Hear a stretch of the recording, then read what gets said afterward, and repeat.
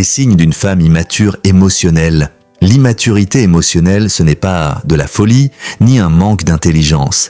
C'est souvent une femme qui a appris à survivre émotionnellement, qui agit depuis ses blessures plutôt que depuis son cœur d'adulte.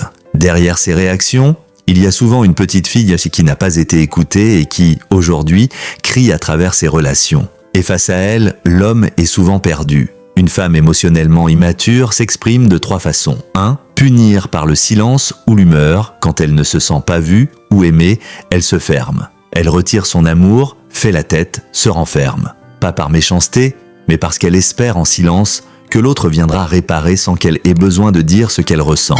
L'homme, lui, se retrouve mis à l'écart, souvent coupable sans comprendre pourquoi. 2.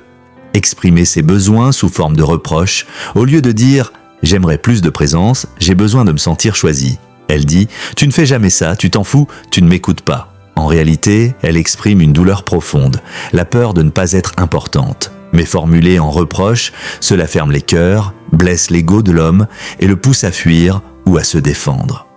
3. Communiquer dans l'émotion brute.